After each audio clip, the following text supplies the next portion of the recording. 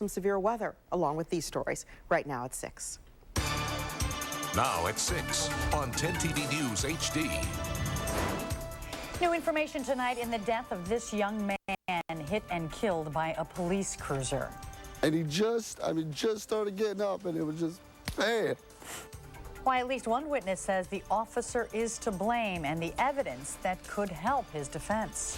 We'll let the games begin, but will Keno really bring in the money the state needs? We're live with the start of this new lottery game and its opening problems. And a TV commercial that's scaring a lot of Central Ohioans. More Americans died from pandemic flu in the 20th century than died in World War I. The rest of the message that is causing so much concern right now on 10 TV News HD at 6. From Central Ohio's news leader, presented in high definition, this is 10 TV News HD. We have some new information tonight in the death of this man run over by a police cruiser. Tonight, 10 TV hears from a witness who was there with the victim when he died. Thanks for joining us. I'm Jerry Revish. And I'm Andrea Camber. Now, police say the victim had likely been drinking. But in tonight's big story, Tanisha Millette found out the officer may still be to blame for this tragedy. Although painful, Jason DeLauder takes us back to where his friend died because he says he wants to make sure we all know 25-year-old Bobak Porfahadi did nothing wrong. This is a bad dream. There's no way a police officer just hit my friend with a car. There's no way. DeLauder says he, his girlfriend, Porfahadi, and his fiancée had just left the Woodlake apartments and were on the way home. He says they had all made it across the street, but Porfahadi, who they all call Bobby, stopped right at the shoulder of the road to fix a sneaker. He just started getting up, and it was just bad. Hit so hard he was thrown a few feet. And then he landed over here, and I run over, and I'm trying to help, and I'm screaming, Bobby, get up, buddy, get up, man. DeLauder says things turned tense. It seemed like it was forever, and I'm screaming. I just keep screaming, do something, do something. And when emotions got high, he was hit with a taser gun. Columbus police say Porfahadi was hit by 35-year-old Jason Cross, a Minerva Park police officer who was on duty at the time of the accident. Police have not said much about the accident, but they do say the four had been drinking. Yeah, they act like we were just drinking, walking across the road. We wasn't, man. He doesn't deny that they had a few drinks early in the evening. But DeLauder says the fault lies with the police officer, who they say was going too fast and never attempted to slow down. The cop was flying, man. Let one of us do something like that, you know? I'd be in jail if I did some stuff like that. Tanisha Millette, 10 TV News. Now, Minerva Park's police chief refused to comment today to 10 TV, but we learned more about the background of the officer, 35-year-old Jason Gross. He's been with Minerva Police Department for 5 years. He has no major problems on his driving record in Franklin County. Gross remains on paid leave while the investigation continues, and we'll keep you updated on the findings here. Andrea. And a developing story at this hour. If you're headed out or know someone headed home, a smoldering pile of garbage is slowing down traffic southbound on I-71. This is at Green Lawn Avenue. You can see from Chopper 10 that pile of garbage spread out across the road there. We're told this garbage truck caught fire.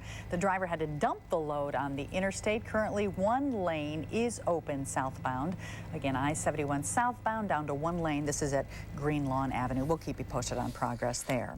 A baby's body. That's what dive crews are searching for in part of Buckeye Lake tonight after a report that child may be in the water. They're searching the waters of Maple Bay, which is part of Buckeye Lake in Licking County. Search teams with cadaver dogs began combing the water last night when a woman who lives in the area reported what she thought was an infant floating in the water. She tried to reach it with a piece of wood, but it slipped away. We're told the dogs did hit on some areas of interest there, and we're going to also keep you posted on this if divers find anything. Jerry? Also some new information tonight in the death of this little Newark boy. 3-year-old Carson Hansen died in June, allegedly at the hands of his stepfather, Corey Fluga. Prosecutors are also looking into the possibility that Carson may have been previously abused before his death. Fluga denies hurting the baby. Well, let the gaming begin. Ohio's newest lottery game, Keno, has already given out cash. But on day one, is that game bringing in the amount of money that the state was expecting? 10 TV's Brittany Westbrook is live in Upper Arlington tonight with the latest on today's Keno kickoff. Brittany? Yeah, here at the Point Tavern in Upper Arlington, the owner brought on Keno in order to bring in some more customers. Employees tell us today traffic has been about the same, but as people come in here after work, they are starting to play, and lottery officials say the game is catching on. At Average Joe's in Dublin, Pool has a new partner, and these guys want to play.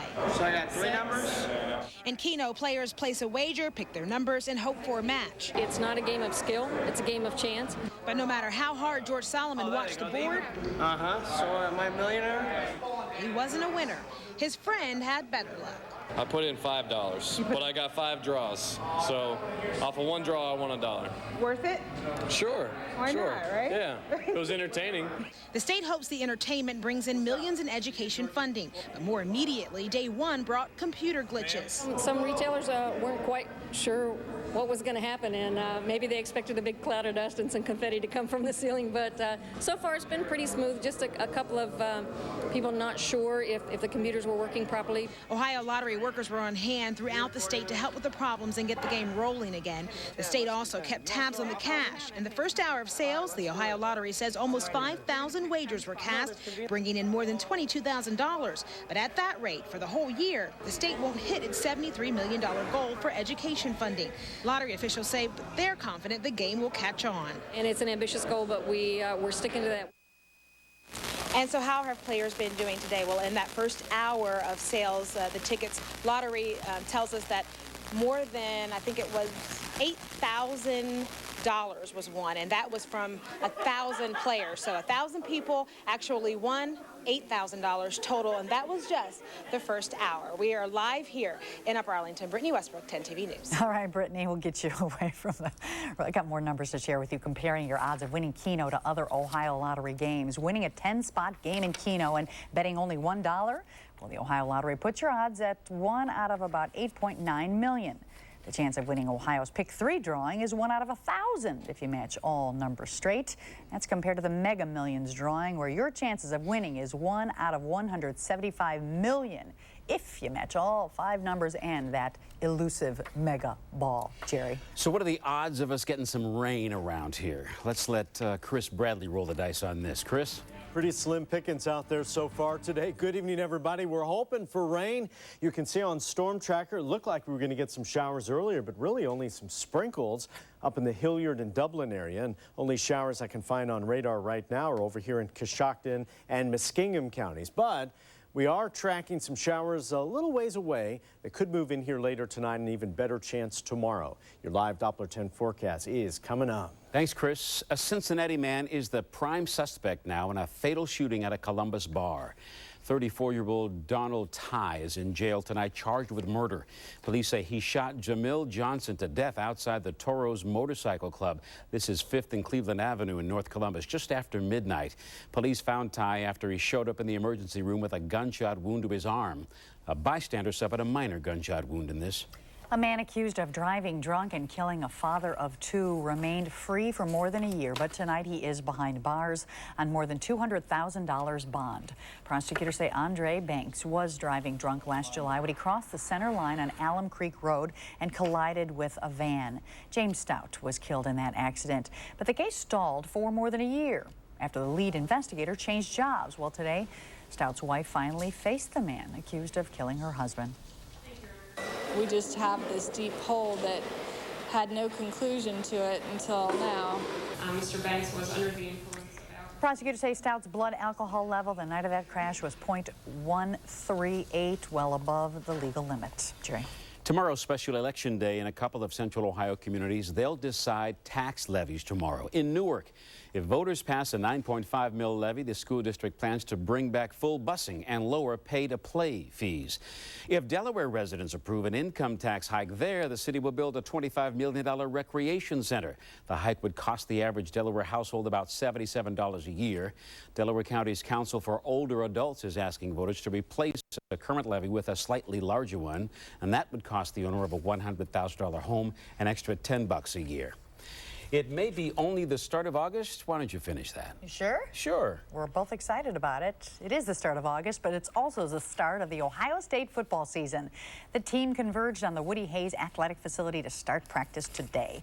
10 TV Sports Team's Bo Bishop joins us live with the details on the big day. Bo? Well, guys, I can't blame you. We're all excited. It is as it should be in Columbus. Scarlet and gray hitting the field again with expectations of Heisman trophies and national championships as legitimate as anywhere in the country. The newly minted third-ranked Ohio State Buckeyes hit the practice field for the first time as we speak. Just helmets today. We won't see full contact until Friday. Still putting on the helmet signifies the start of something very special. This Buckeye team is hyped in recent history, and with reason. The team is loaded with future and current award winners and first-round draft picks. Obviously, Coach Tress quite excited to get it going.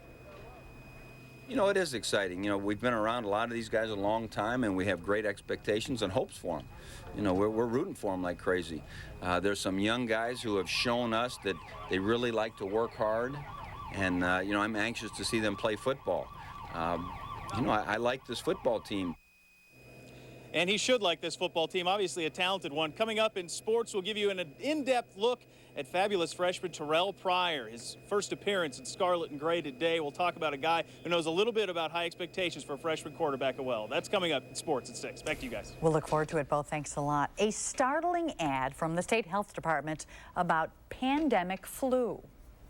1957, Ohio's first pandemic flu patients were children.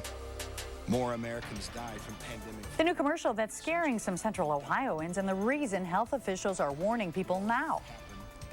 Andrea, skies look threatening at times today. Case in point out at Buckeye Lake. You see the clouds roll in. There were a couple drops out there. Are there any showers on the way? We need the rain. Forecast coming up. We also have a Consumer 10 alert for you tonight. It's about a new scheme to steal your credit card information. What you need to know about vishing and how to protect your identity and your money. That's coming up.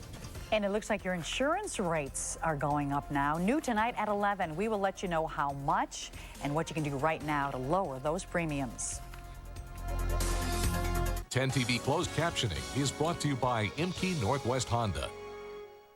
Pedometers are back. For a limited time, 10 TV Metro Parks and Donato's are going to help you track your steps while you commit to be fit.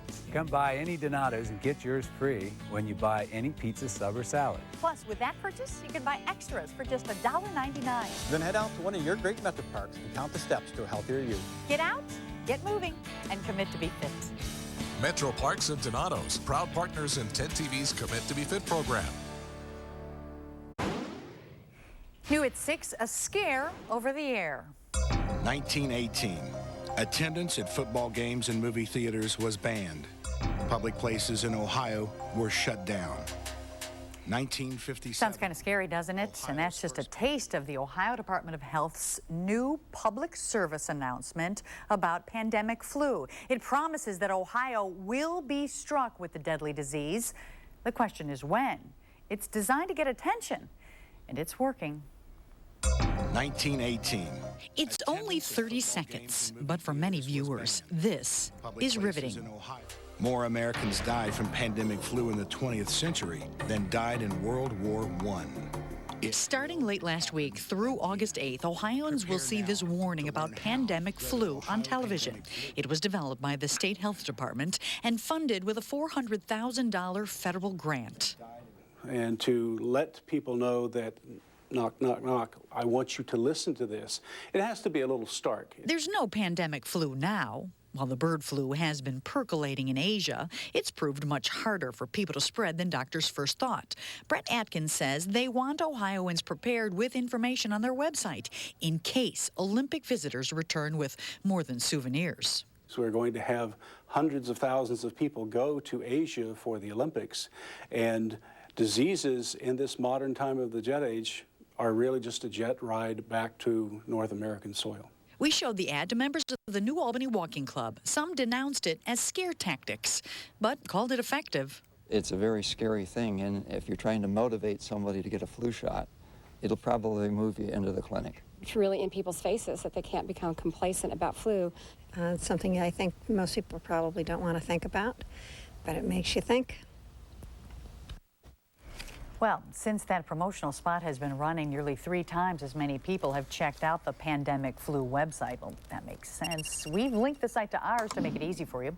Just check out 10tv.com and click on Health to see it for yourself. Here's a Consumer 10 alert tonight about a new scam called vishing. The scammer's goal is to get your credit card information. Now, these con artists contact you by email, text, or even a phone call. They'll ask you to give a specific number to reactivate your card due to a security breach. When you call that number, an automated voice asks you for your personally identifiable information, or PII. Banks say they would never contact customers asking for personal information like that, so don't give it out. Give us a chance, maybe we'll give you some rain. Let's see what Chris is working on in the Weather Center. Sounds like there's some promising news, Chris. A little bit of promising news, but I don't know about you. I'm tired of watering. The plants are all dry over at my house, and the grass is looking kind of crunchy, so we desperately need these showers.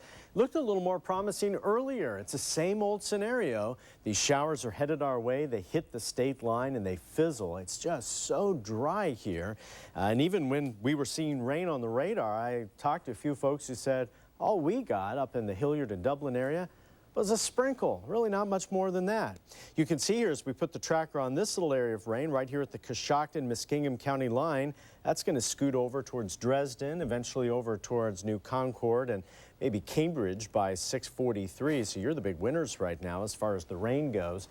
And you can see here our rain chances over the next couple of days going this way. It's a 40% chance tomorrow, only a 20% chance on the day Wednesday, and Thursday, there's a slim chance late, about a 30% chance, but all these odds are fairly low, and the way it's been going, not looking too good. Here's a check of temperatures right now, 87. That was our high, by the way. 85 right now at London. Circleville's at 88. It's 86 at Lancaster, and we take you downtown and show you how it looks from the Columbus Dispatch right now.